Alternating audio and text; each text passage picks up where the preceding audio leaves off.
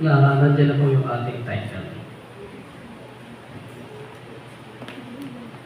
Meron po tayong sasaguting tanong kung kinuha ng Panginoon Jesus ang ating karamdaman.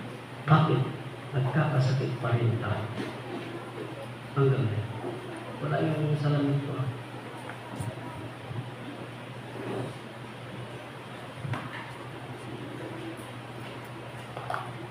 Nandiyan na rin po yung ating pong text.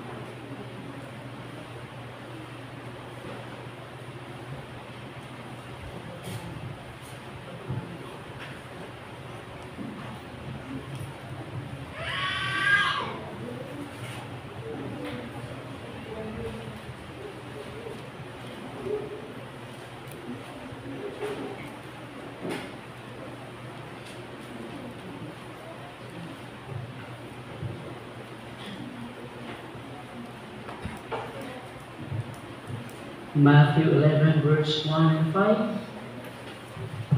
Tuloy-tuloy na rin po tayo doon sa 1 Peter chapter 2. Nandiyan po yan.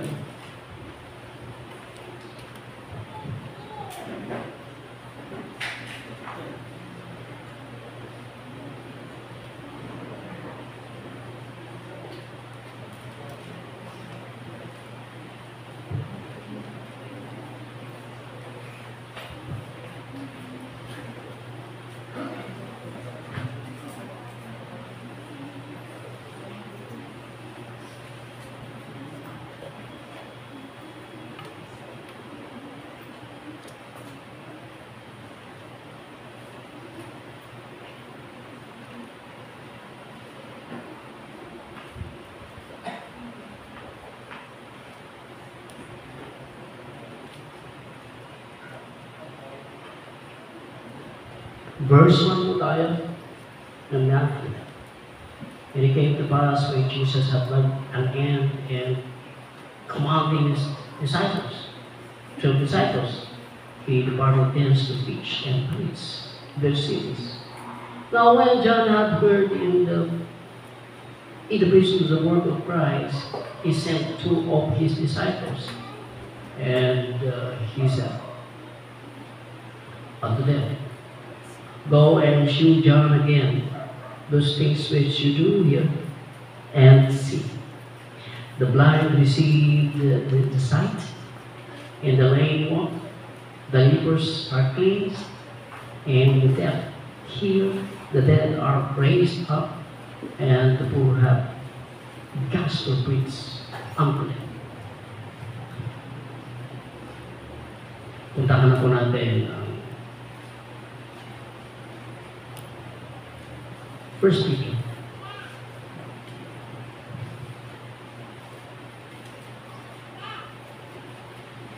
Two.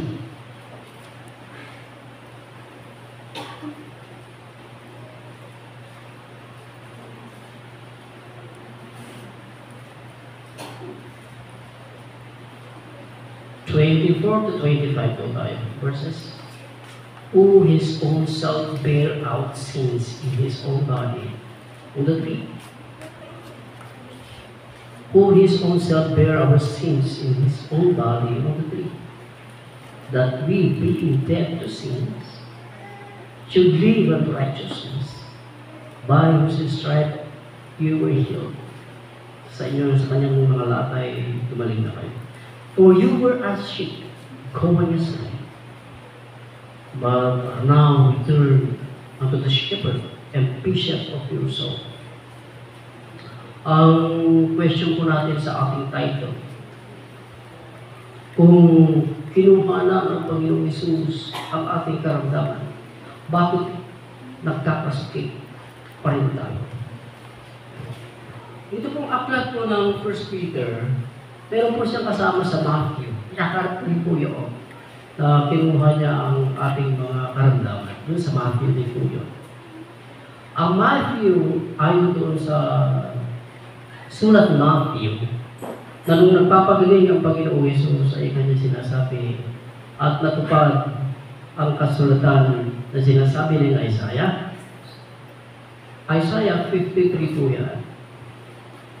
Doon po sa Isaiah 53 verse 4, sinasabi doon, tungkol doon sa Isaiah, na kukunin niya ang ating mga karamdaman. Dahil po sa ano yan, nakasulat yan sa Matthew din. At kinuha ito ni Matthew para maganap ang nasusulat. Matthew. Ang kasulatan na yan ay nasa Isaiah 53, verse 4. Pagdating mo doon kay Peter, chapter 2, verse 24 to 25, katulad din ng nasusulat. Verse 5 to 6 din po ng Isaiah. Sige po, samahan po niyo. Tingnan po natin yung kasulatan na yan. Ng Isaiah, ito po ang pinagkunan ni Matthew at pinagkunan din ni Peter. Isaiah 53. Para masagot po natin yung tanong na yan.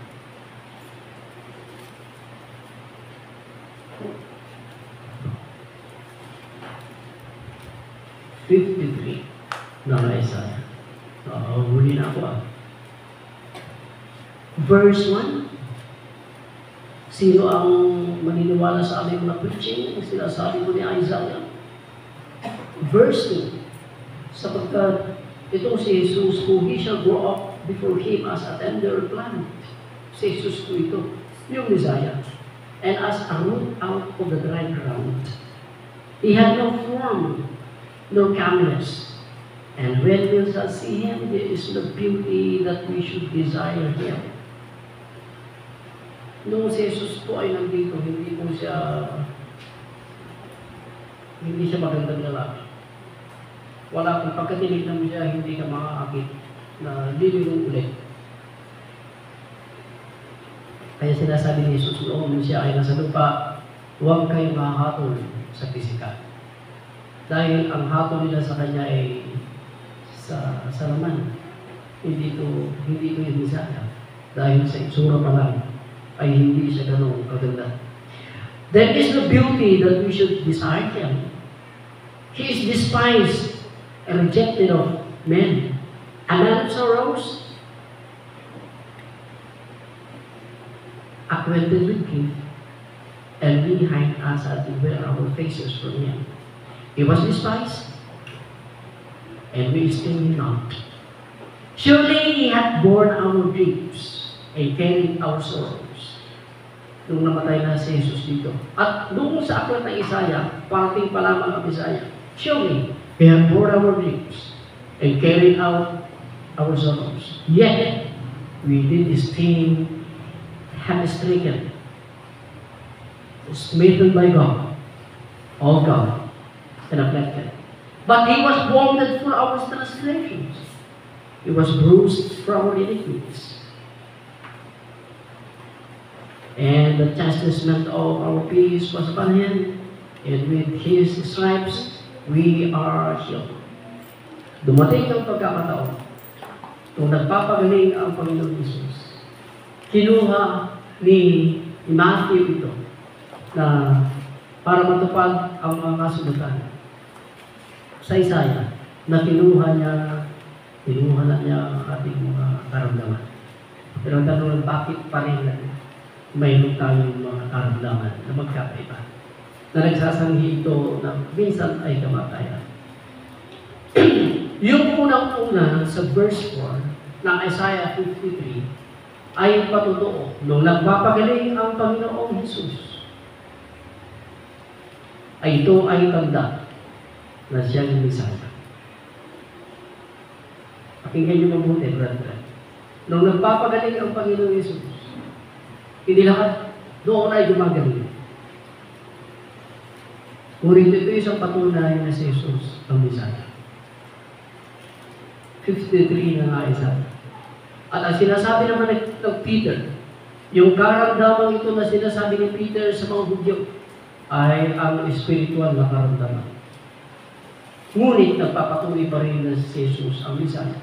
Dahil siya, wala rin iba ang maaaring tatanggal sa mga karamdaman spiritual. Naintindihan po natin, itong dalawang ito ay kaiba. Doon kay Matthew ay sa pisikal. Ngunit patunay ito na si Jesus ang Messiah.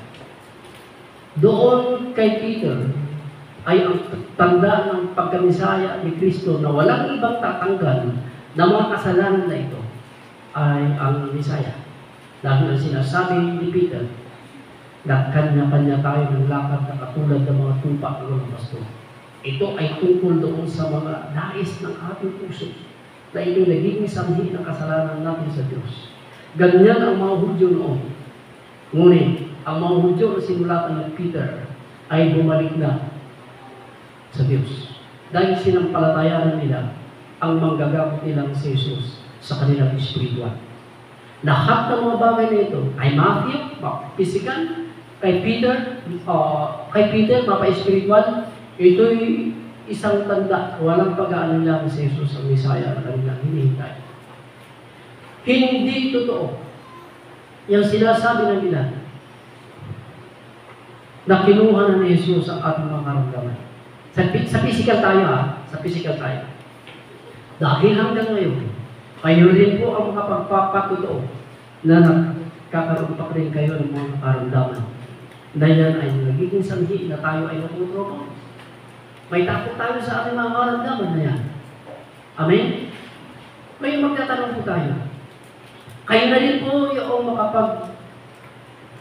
makapagsasabing hindi kinuha ni Jesus yung mga karamdaman natin. Si Jesus noon ay nagpapagaling. Ito'y dahil sa pinapatunayan niya siya yung Messiah. Wala nang sino mang nagpapagaling noon, kundi ang mga lingkod ng Diyos.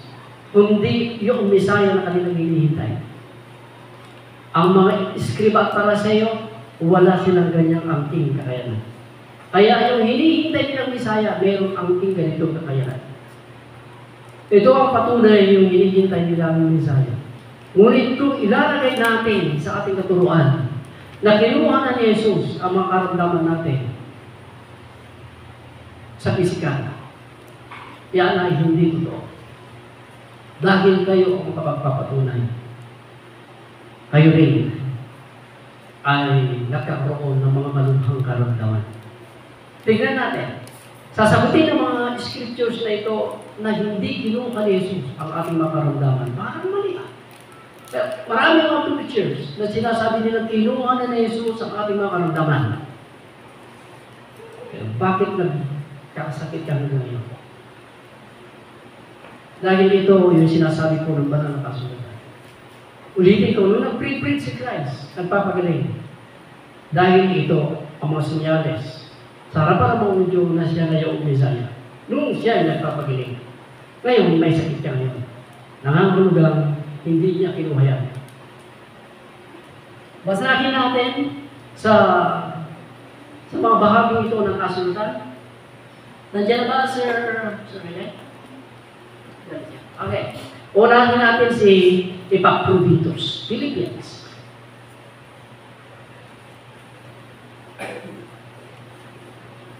At kung kinuha ng Panginoon yung mga karamdaman, hindi. Siya ay nagpapagaling. Ito ang senyales na siya yung Messiah kanilang hinihintay. Dahil yun ang laman ng Isaiah. Philippians chapter 2 verse 26 to 26. Ganito po ang kanyang sinasaan.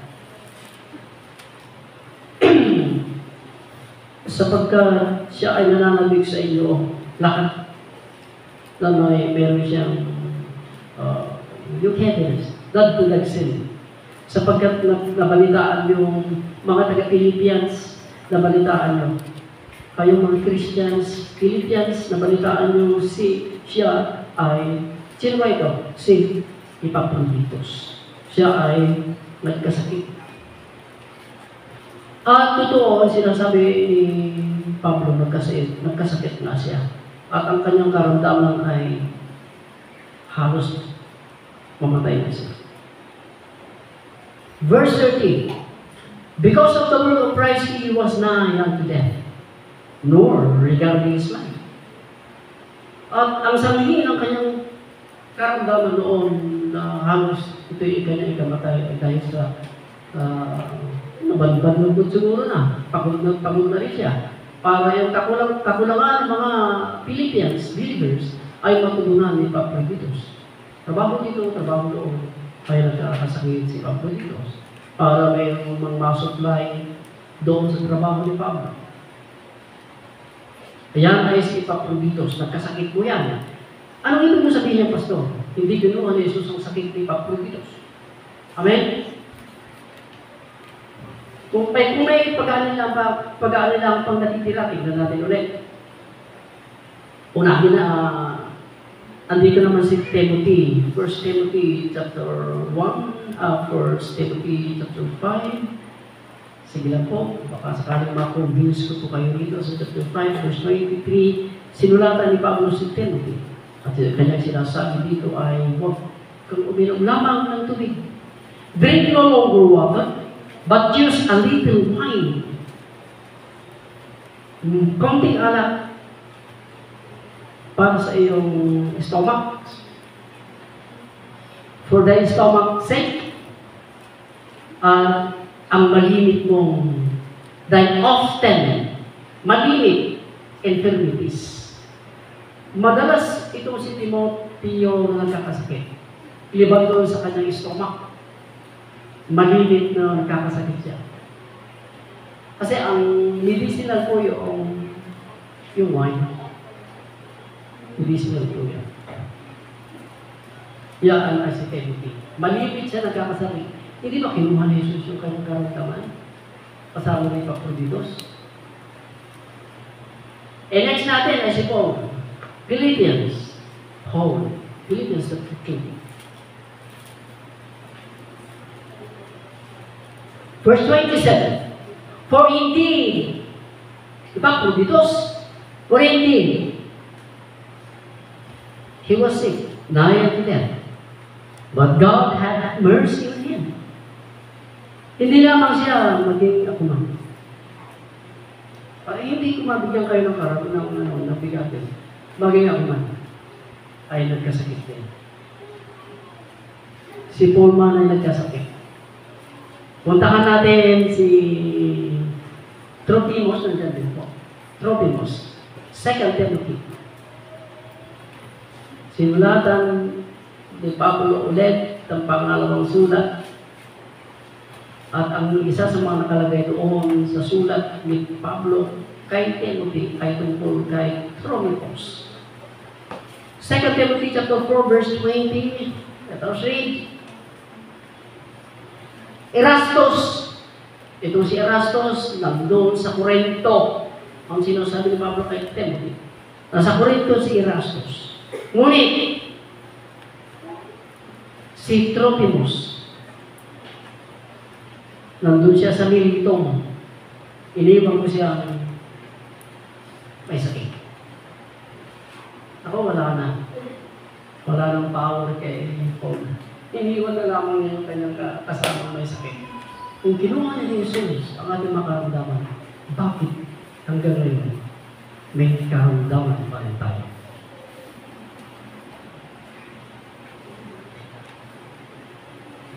Iniwan na lamang yung may sakit itong si Trophimus. James chapter 5 verse 14. Pakita po ng Hebrews, pakita po ng First Peter. Ito si James chapter 5. Sumulat si James sa mga Hudyo. At ganito ang sulat ni James sa mga Hudyo. Kung sino mang sa inyo ang may sakit, tawagin ninyo ang mga elders sa church at ipanalangin ang may sakit. Kung may miyembro dyan na may sakit, tawagin ang mga elders para manalangin doon sa may sakit. Nakikita po niyo dyan, nandyan ang mga karamdaman, brethren. Hindi kinuha ni Jesus.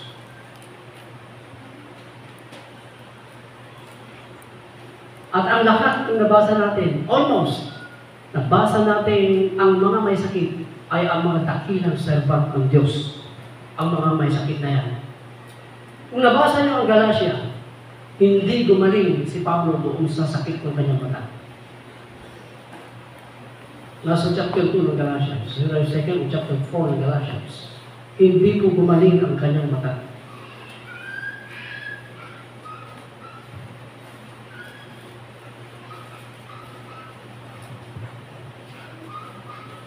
Ang mga bahagi ito ng kasultan ang magpapatunay, hindi kinuha ni Jesus ang ating mga karamdaman.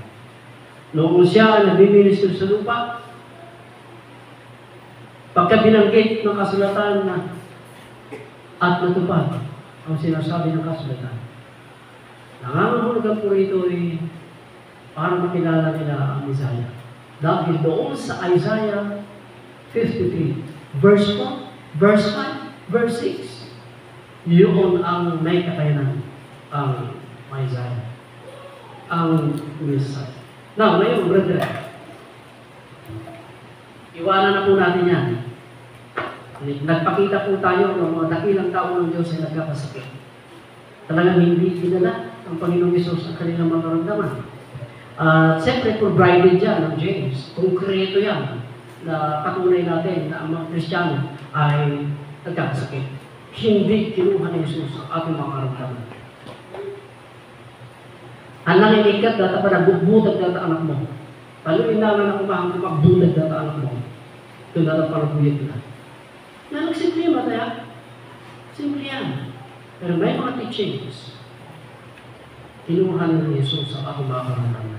Ang hindi nila alam, ito ang mga bahagi ng kasulatan ng patunay na siya na pala ang hinihintay nilang Messiah. Kaya naman, ang sinasabi ng mga lingkod ni yung kuyang niyang si John the Baptist, yung si John the Baptist ay nasa bilangguan na sa Matthew 11, verse 1 hanggang 5. Ano?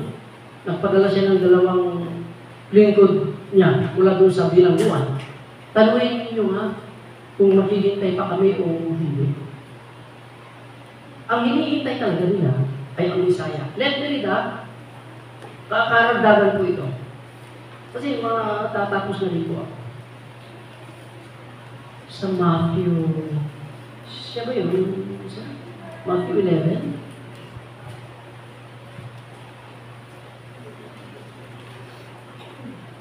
Verse, sa Matthew 11. Tama po. Verse 2. Now when John had heard in the prison, nakakulong na po ngayon ito si Juan, kanyang kuya, the words of Christ, he sent two of his disciples, and said unto him, art thou he that should come? Ikaw ba yung darating o maghihintay pa kami ng iba? Ikaw na ba yung dapat yung hinihintay namin? O maghihintay pa kami? And said unto him, art thou he that should come, or do we look for another? And Jesus answered and said unto them, kayo bumalik kayo kay John. Go and show John again those things which you hear, or you do hear and see. O yung mga nakita nyo at yung mga narinig, i-relate na lamang nyo kay John. At ang sinabi ng Panginoong Hesus doon sa dalawang sinungo ni John, the blind receive their sight, and the lame walk, the lepers are cleansed, and the dead hear, the dead raised up. Yaan yung gagamit kasi ng Messiah na hinihintay nila mula pa doon sa Old Testament hanggang sa umabot na si Jesus ay nag-preach ng Kingdom of God. At ay hindi lang ako nag-preach ng Kingdom of God, kundi ito ay may mga patay na kanyang nabubuhay. May mga gumagaling. Ang mga bulag na nakakita. At ang sinasabi nyo, isang patunay lamang na ang kanyang kakayanan ito ay huwag na silang maghintay. Dahil siya na ang kanilang hinihintay. Amen? Lahat ng mga bagay na ito ay ang Messiah lamang ang may kakayanan sa kanilang panahon. Wala na silang hihintayin pa, kundi si Jesus na ito. Kaya ang pagpapagaling, ang mga miracle ng bagay ay senyales sa mga Hudyo na siya naman ang Messiah. Kung kinuha ni Jesus ang ating mga maramdaman, bakit nagkakasakit pa rin tayo hanggang ngayon? Dahil ang totoo, brethren, hindi niya kinuha ang karamdaman natin ito. Dahil mayroong isang dahilan kung bakit siya nagpapagaling nito. Bakit sinasabi ng kasulatan na kinuha niya ang ating mga karamdaman? Sapagkat ito, unang-una siya yung Messiah.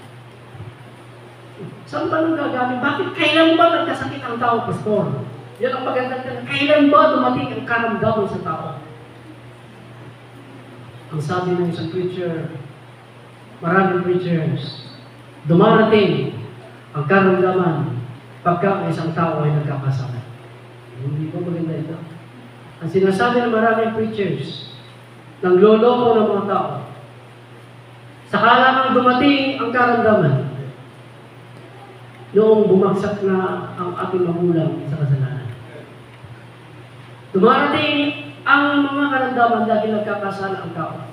Sa 73 ng awit, ang mga awit na ito halos mag-backslide. Alam niyo bakit? Yung mga taong masasama, sila pa ang walang karamdaman. O sila?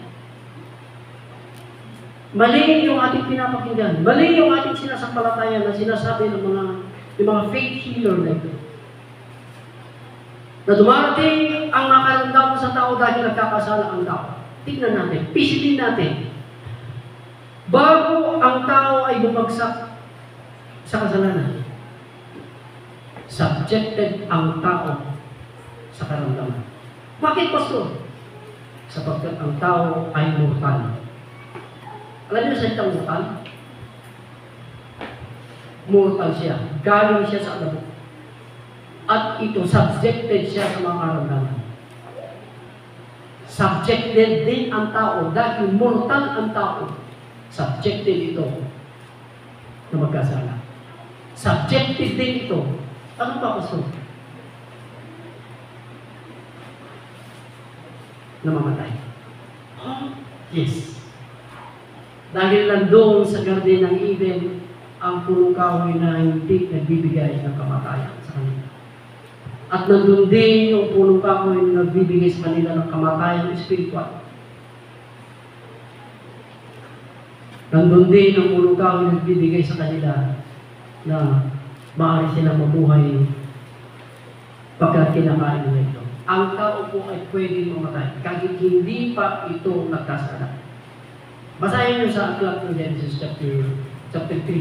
Chapter 2, chapter 3. Makikita niyo. Hinayaan na lamang ng Diyos na ang tao ay mamatay noong hindi na sila kumukuha ng tuluyan na sila mamamatay. Hindi na hinayaan ng Diyos na makakuha sila ng pagkain na nagbibigay ng buhay sa kanila. Ngunit doon, namimitay nila na sila ay hindi mamatay. Dahil may bunga doon ng punong kahoy. At maaari silang magkasakit. Dahil mortal ang tao. Kahit matuwid ka ngayon, nagkakasakit pa rin. Amen? Yung mga matuwid natin binasa, mga leaders na ito, nagkakasakit. Hindi ito dahilan ng kanilang makasalanan. Mali ang sinasabi ng mga preachers na dumarating ang mga karamdaman dahil nagkakasala isang tao. Hindi totoo yan. Kaya inom mo, the energy drink, magkakasakit ka dyan. Sa mga drinks, magkakasakit ka dyan. Yung lifestyle natin, magkakasakit ka dyan. Yung mapagod ka, katulad ni Papulitos, magkakasakit ka dyan. Ang daming dahilang na hindi sa kasalanan na magkakasakit ang isang tao. Brother, sasabihin ko sa inyo na hindi ang unang-unang dahilan na ang tao ay nagkakasakit dahil na siya ay nagkakasala. Ang busog-busog ba nila eh? Huwag ganyan ang ating kaisipan. Brothers. Kaya nga po, hindi tumitigil ang mga chemist chemistry, na nag-discover ng mga gamot para sa mga karamdaman. Yung ibinigay ng Diyos, ang hindi natin alam, ang mga plants, ay mga vegetables and the fruits, at saka mga animals, nandoon yung ating mga kailangan para tayo ay lumalim. Dahil alam ng Diyos na ang kanyang mga nilikhang ito, dito sa daigdig, ang magpapagaling sa ating mga karamdaman. Ngunit sa panahon ng Panginoon Yesus, ang mga prophets, hindi pa maunlad ang mga sa medicines, hindi pa maunlad yan. Kaya nandoon ang miracle, nandoon yung mga healings nang gagawin sa Diyos. Pagka durog yung pamo, awanin at urayin tayo yung miracle, mapangkat yung hospital, linitig yung dadata. Totoo naman.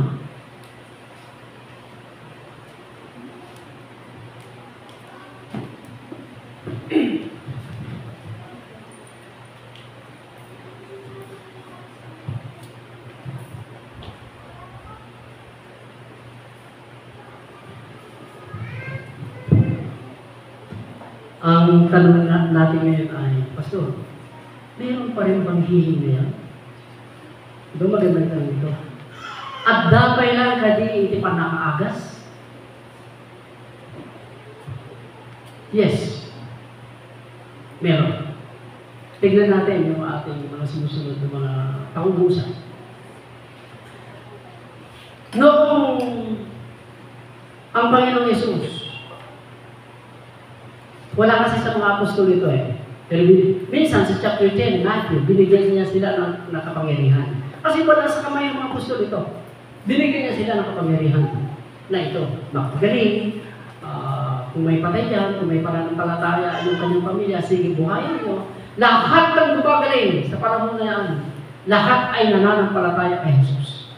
Walang hindi gumagaling na walang pananampalataya kay Jesus. Amen? Ngayon ang tanong, Pastor, meron pa bang kagalingan ngayon na ating aasahan sa Diyos? Magandang tanong yan. Kasi isa sa mga bintang nila sa akin, ang katuroan ko ay walang hiling-hiling na, wala na, tapos na yan. Pero hindi po totoo yan. Baka mas naniniwala ko sa hiling kaysa sa inyo. Pagka inatake ka, sigurado punta ka sa ospital. Ilang beses na ako nakatake. Hindi niyo ako mapupunta sa ospital. Alam niyo bakit? Hinihintay ko ang magagamit ko ang Diyos mo sa langit. Ang tagalan ninyo ako hina ako sa Kanya. Pero alam niyo bakit? Hinihintay ko ang Diyos na hindi sa gamot ako gagaling. Kundi yung haplos ng Diyos na nasa taas. Noon, gusto kong iparating sa inyo kung bakit ang healing noon ay napaka-aktibo. At ngayon ang healing ay manakanaka. Di ba manakanaka? Kahit anong panalangin mo dyan, nabali ng leeg, hindi pa rin tumatanggap. Receive! Woo! Receive! Receive! Pakuwi, hindi na receive. Alam niyo bakit? Hindi ganun ngayon, noon. Hindi katulad noon, ngayon, ang healing. Kahit anong panalangin mo, namatay pa rin ang magulang mo. Dahil patunay lamang ito na iba na ang kilos ng Diyos ngayon kung patungkol sa healing. Let me. Ano ba ang purpose ng healing noon? At ano ba ang purpose ng healing ng Diyos ngayon? At totoo namang meron. Makinig kayo mabuti, brethren. Doon nung inatake ako doon sa Aurora province, inatake ako doon. At ang sabi mo, yung tinutulugan ko noon, inatake siya dahil inugbawan na niya ako. So, sa muna niya inugbawan, blasphemy, kasi sinasabi ng mga sa grupo niya, yung pinagalingan natin, na hindi ako naniniwala sa healing, kaya inatake ako doon, hindi ako gumagaling.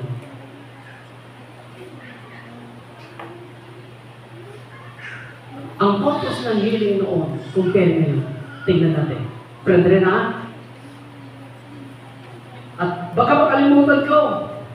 Ang healing, brethren, ay wala na sa inyong mga kamay. Ganun ba yung pastor? Tingnan natin, bakit tinatanong?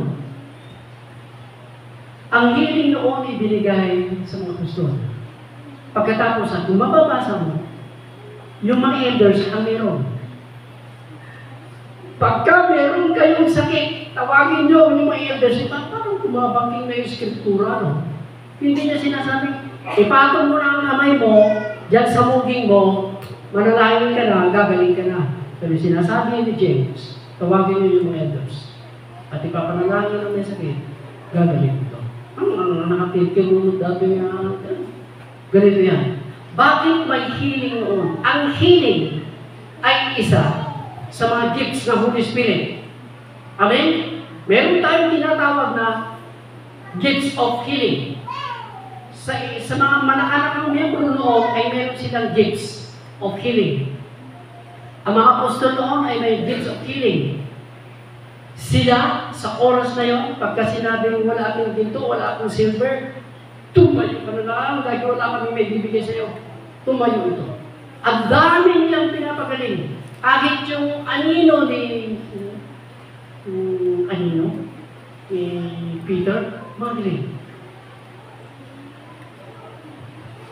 Pero bakit na yung kahit ang tuli-tuli tayo, na meron mo tayo ng pamilya, na ICU ka pa, hindi ka pa na naglaing. Katbang pa yung apo Diyos na pa niya ICU. Na apo Diyos pinagpamilyin na kanina, hindi ka nagtanga. Wala. Bakit?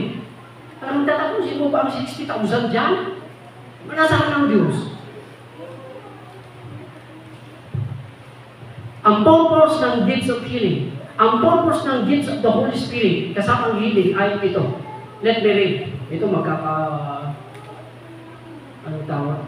Ito na yung tinatawag kong battle. Tingnan natin sa Mark. Si Jesus noon, nung siya ay nagpapagaling, sinyalis ito na siya ang Messiah. Noong namatay si Jesus, at ang healing ay nasa kamay ng mga mananampalataya. Ano kaya ang purpose ng Diyos? Let's read. Mark 16. Ito, ang sinasabi nung bumalik ako doon sa Corona province. Dahil sinabi niya wala daw akong paniniwala sa healing. Yung marupod, hindi di pa naman healing. Baka mabay lang ka. 16.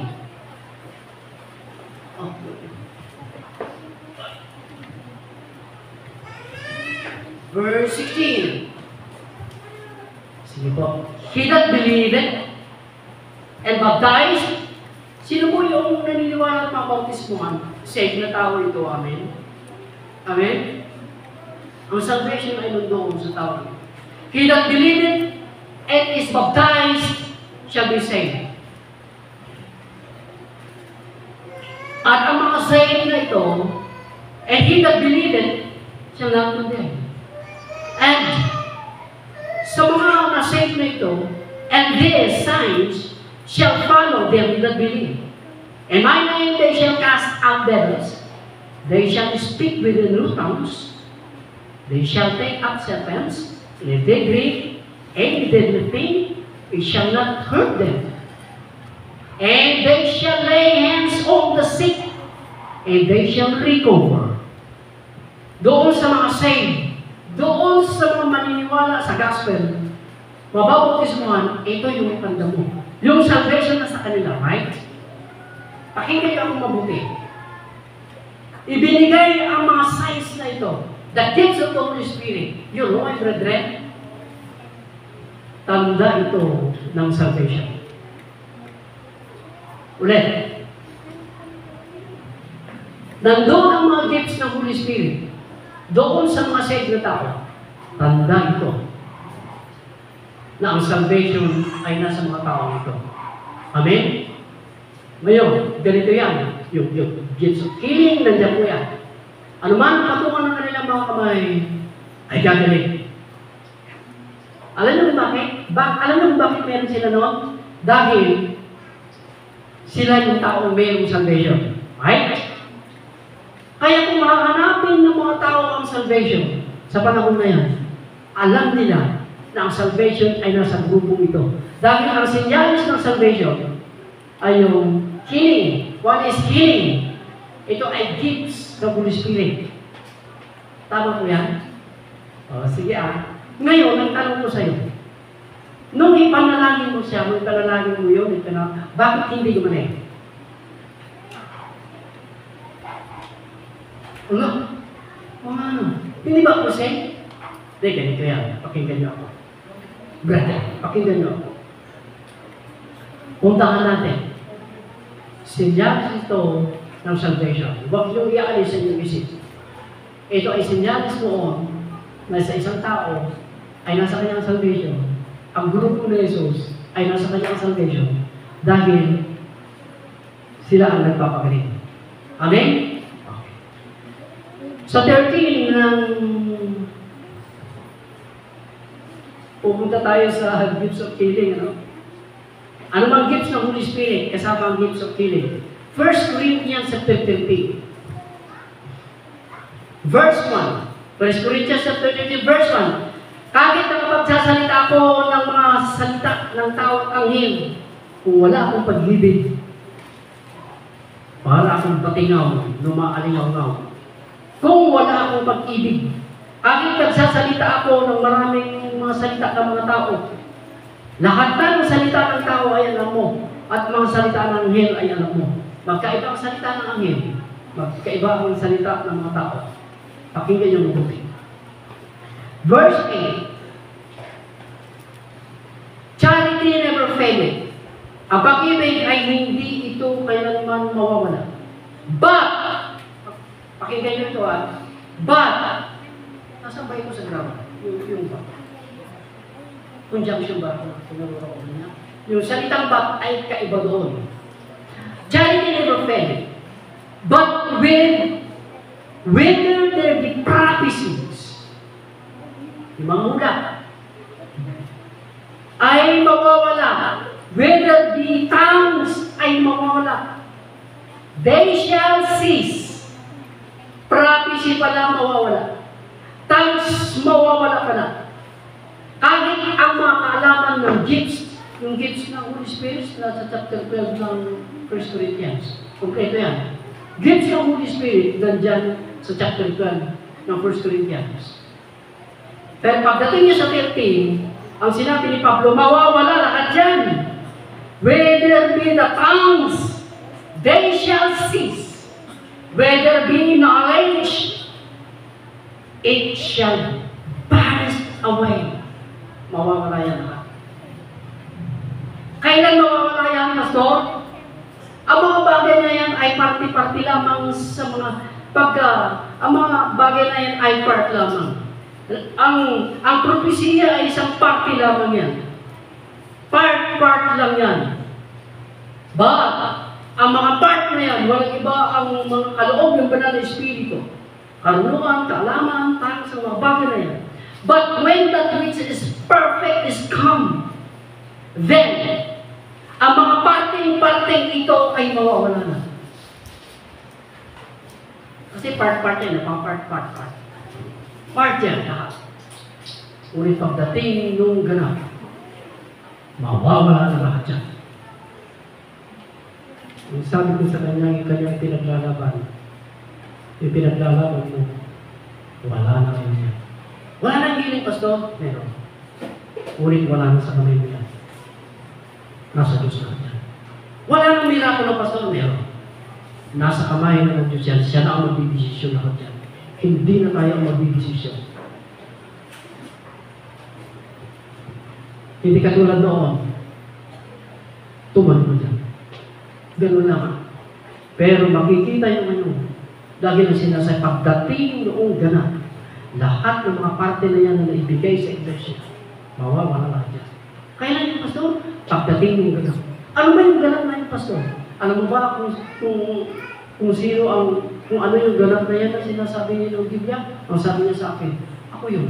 Ano? Ikaw na yung ganap. Kung ikaw yung ganap, tiyak mo hindi ka magiging ganap.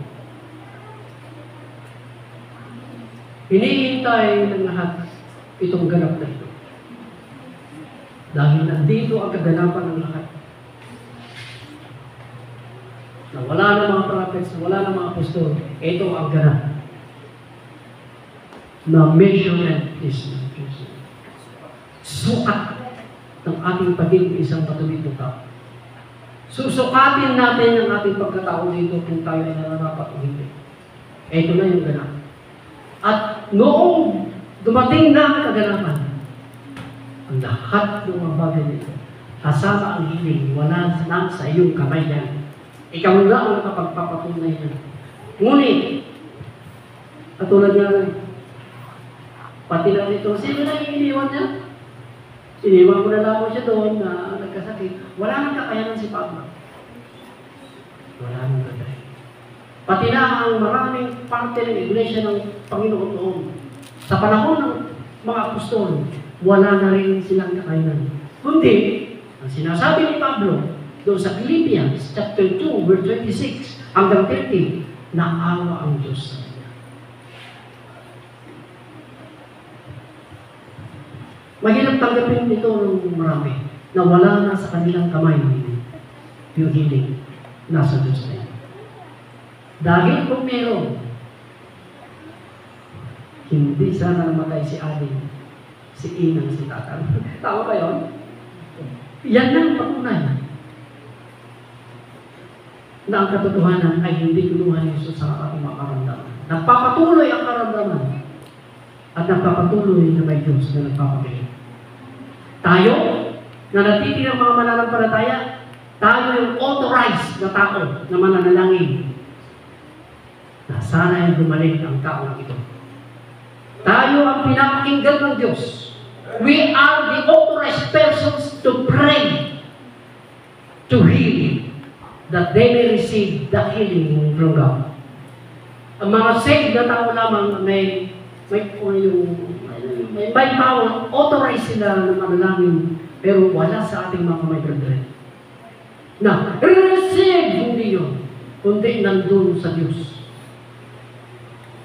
Ang approval.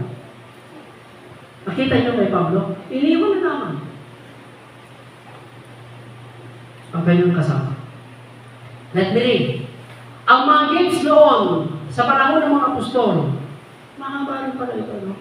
Ito'y tagda lamang na nasa kanila ang salvation. Right? Let me read. And Hebrews.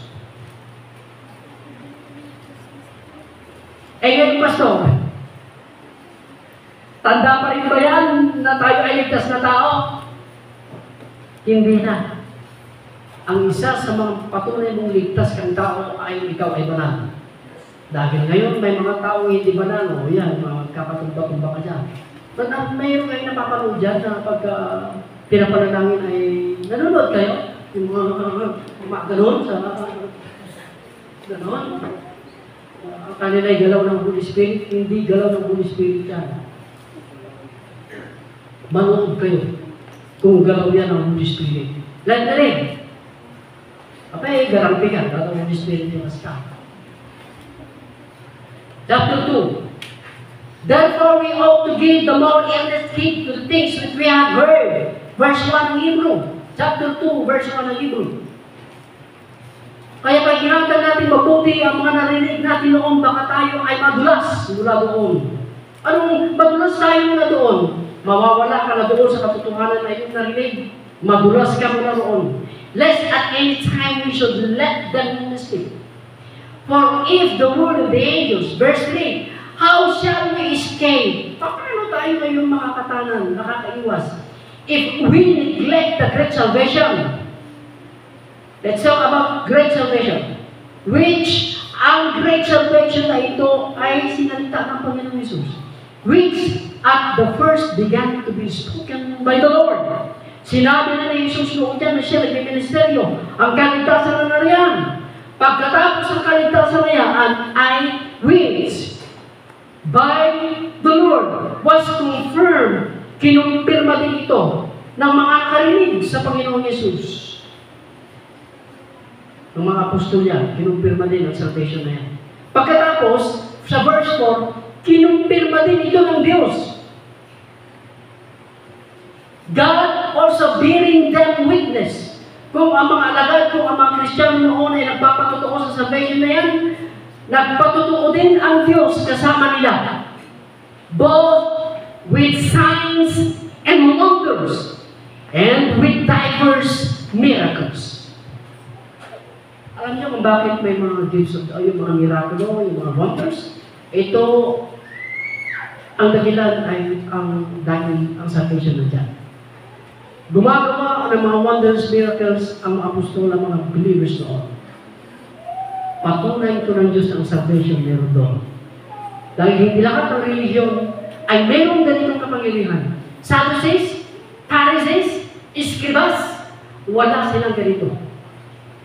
Para makita ng tao ang salvation kung saan naroon na kay Jesus. Dahil siya ang gumagawa nito. Sinasabi ni Nicodemus sa verse 1, chapter 3, verse 1 nandiyan, kung hindi ka galing sa Diyos, hindi pa yung gawin. Sila kasi hindi nila kahit gawin. Dahil ang salvation na kay Jesus. Dahil ang salvation ay nasa mga apostol at ang mga simpleng members lamang. Kaya nagpapatunay ang Diyos na ang salvation ay nandoon sa kanila dahil gumagawa sila ng mga wonders, ng mga signs. Naiintindihan ako natin? It is because the salvation. Now, let us continue. In the book of Hebrews chapter 2 verse 4, God also, not only Jesus Christ witnessed the salvation, not only the apostle that heard him, but also God. Verse 4, God also bearing them witness, both signs, wonders, and diverse miracles. Ano ba yan? And the Holy Spirit also, and gifts of the Holy Ghost, according to His own will. Ang Holy Spirit ay hindi nagpahuli. Na pinatunayan na ang grupo ni Jesus sa mga apostol sa panahon na yan ang nandun ng tunay ng salvation. Bakit? Ang Holy Spirit ay nagpatutuo na nandun ng salvation. Sa paano paraan? Pastor, sapagkat ang dyan ang mga gifts ng Holy Spirit. Amen? The purpose of the gifts of the Holy Spirit is to establish the salvation during the first century. Pero nung maitayo na ang salvation at nakikilala na ang salvation ay nasa mga alagad, unti-unting pinapawi ng Diyos ang mga gifts na ito. Dahil matatag, nandun sa ibang bansa, nasa Syria, nasa Egypt, lahat nasa Lebanon, napakatatag ng salvation noon. At ngayon, at napakatatag na ito, inunti-unti ng Diyos na mga gifts na ito ay kinuha. Dahil ang salvation ngayon ay napakatatag. Hindi mo na masasabi ngayon na pagka gumagawa ka ng mirakulo ay saved na grupo ito. Dahil si Satanas ay gumagawa siya ng mirakulo.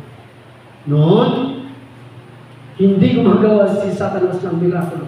Pero sa mga huling araw, nung makita na in-withdraw na ng Diyos ang kanyang kakayanan na yan sa church, siya na ang umalik na gumagawa ng mga mirakulong bagay. Ngunit makikita mo ang genuine na gawa ng Diyos pagka ang mga tao ito ay banal at tama ang ng katuruan. Amen? Huwag kang maniwala dun sa iyong napapaloob. Receive! Kahit bumaliktad ka man ng ilang beses ang mabitak ang sudsud mo, walang kapanaran dyan.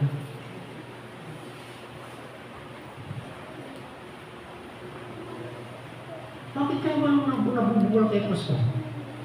Pagka gusto mong mag-walsig, bumaliktad kaya hindi kita papangunin.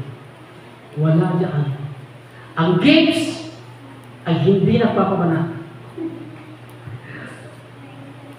Sabi ko nga sa kanya, ang Holy Spirit, nagbigay ng gifts, hindi upang pabanalin ka. Ang nagpapabanan, sabi ko sa Colossians chapter 1, verse 28-29, preaching and teaching the word of God.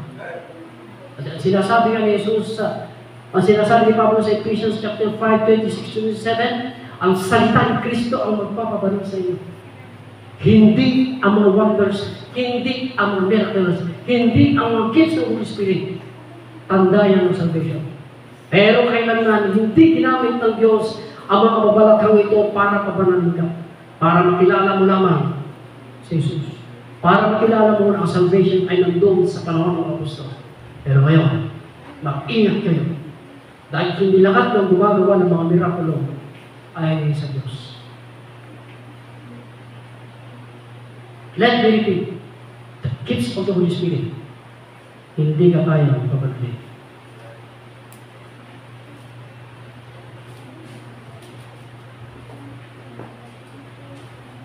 Ang gawin natin, brethren, kung yung susumahin po yung ating pong message today,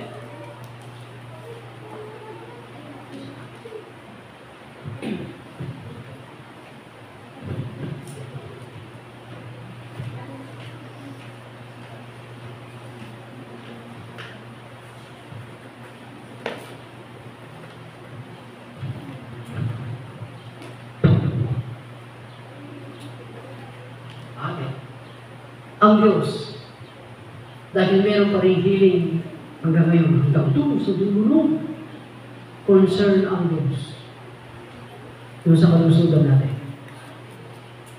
Kahit hindi tayo concern sa kalusugan natin, concern ang Diyos sa kalusugan natin. Kahit sinasabi mong concern ka, hindi, sige, inom ka lang sa pinagbabawal, kumain ka lang sa may pinagbabawal. Hindi ka lang talagang concern eh. Kumain ka doon sa pinagbabawal. Kahit sinasabi mo kang kumain niya, dati mamatay ka dyan, wala tayong disiplina. Pero concern ng Diyos sa kalusugan natin. Kaya hanggang ngayon, ang healing ay nakabang sa taong sumasampalataya sa Diyos. Amen? Pero, ingatan nyo, wala na ito sa inyong mga kamay. Ngunit, tayo maligtas sa tao ang may karapatan na manalangin. Mamagitan sa mga taong may sakit sa Diyos. Na naway tanggapin nila ang kagalingan. Amen po? At ito na rin, tayo may mga karamdaman. Dahil ang Diyos kayo naman ay hindi nagbabago. Nandyan siya nakanda kung sakasakali mong humiling ka ng kagalingan sa iyong karamdaman. Umiyaw ka sa Diyos ng awa. Na ganito, maawa ka sa aking Panginoon. Ang mga 10 lepers sa 17 ng Luke, 10 lepers. Maawa ka sa amin, anak ni David. Naawa sa Jesus. Maawa ka sa amin, sabi ng dalawang bulag. Maawa ka sa amin. Naawa sa Jesus, pinagaling sila ng Diyos. Sa chapter 2, noong si Epaphroditus, ang sabi ni Apostol Pablo, naawa ang Diyos sa kanya. At maging sa akin man ay naawa ang Diyos sa akin. Humingi kayo ng awa sa Diyos na pagalingin kayo ng Diyos sa inyong karamdaman. Dahil kung wala man dito sa ating mga kamay, na katulad ng mga apostol noon, kaya tayong pagilingin ng Diyos. Kung magmimilagro ang Diyos sa atin ngayon, salamat sa Diyos. Dahil siya ang Diyos ng mga mirakulong bagay. Amen? Hindi yan na napupupas na Diyos. Minsan nga, nung malabo, pakinggan niyo ako, brother, nung malabo na yung aking mata, pagpa-check up ako, sige, lumalis ng misis. Offering namin kulang. Kanpino lang kulang. Sige, next Monday. Pero malabo na yung mata ko. Kahit nung papapunta ko doon sa isiha, yan na yung sakit ng mata, tinitiis ko para lamang yung mga kapatid natin yun. Turo dito, turo doon. Lalo sa gabi. Kaya nagdidilim siya. Lalo na pumunta ako sa Gadarna, pagod, basa, pagod. Umuwi na lang ako dahil hindi ko na may kumakapunta. Pag uwi ko na dito, ito na. White na, brethren, namin nakikita. Pag bisikleta ako matakpi kamatis, white na yung nakikita ko. Pagtingin ko sa mga bahay, white na. Lahat. Ang sabi ko, ano naman tayo? Pagtagi ng kailangan, mga ko, tutulog ko. Ang layo na ko na. Diyo first, nagpagpunta ko. Tay, bakit ngayon ka lang? Bakit po? Bulang ka na. Ay, Bakit ako sakit ko doon? Yan. Kami nga ako pa ba? Ha? Ano na? Sige yun na. Kapag lumabi tayo na. Yun. Wala ako mamatay. Nervous ako, uwi ako. Balik ka dito. Bumalik ako. Dumaan ako sa mga maraming aparato. Nung nagbayad ko ako, lalaro ng brain yung mata. Dahil giniram ko na pen na makapag-learn. Limang kaso na nabati. Tapos balik na ulit ako. Naku, karunutog ba na? Kapag-multi-Diyos na ako. Pero nung nalalamin ako, Panginoon, maawa ka sa akin. Maawa ka sa aking pamilya. Kasi nagkakasakit na rin. 3 kami ng ating anak. Hana, hindi na naman maawa ka sa akin. Hindi namin inaalis na ikaw ang dakilang magagamit namin. Maawa ka sa akin. Kaya nung bumalik ako, kasama ko yung aking daughter. Weird! Tiger! Sabi ko. Masyadong bumaba yung pressure niya. Kaya balik ulit. Iniisip ko ulit parang balik ulit. Alam mo anong balik ulit? Alam mo na ulit. Yung blur, buti matapang. Balik ulit. Yung pinakahuli ng balik ko rito, pinakahuli. Sabi niya, weird ulit. Bakit mo doon? Bumalik ka na tayo. Wala na yung sakit mo. Glaucoma. Wala ka ng sakit na glaucoma tayo. Thank you, Lord, Doc. Oo, talagang thank you, Lord. Ang Diyos ang nagpapagaling. At isa pa niya, hindi na ako gaano inaatake. Kaunti-kunti at napakadistansya. At ang hinihiling ko sa Diyos, noong pa man, ayaw ko yung gamot ang magpapagaling sa akin. Pero nung inatake ako, hindi ako nakalakad. Sabi ko, asan yung mga gamot ko sa isip ko? Gamutan ako may ditimbang ko na ako Naalala ko rin yung mga gamot ko. Sa awa ng Diyos. One day, maririnig ninyo, totally, pinagaling ka ako ng Diyos. Kumiyaw kayo sa Diyos. Ano man yung mga karamdaman na yan, alam naman natin ang Diyos. Walang limitasyon niya kung magbibigay sa atin. May Diyos na nagpapagaling. Amen? Let us pray. Samahin ng Diyos. Lilipas man ang panahon. Magdaranas man kami ng mga bituan, hindi maalis, hindi matatakpan ng mga panahon na yan na pangyayari na ikaw ang manggagamit. Ikaw ang Panginoon ng mga.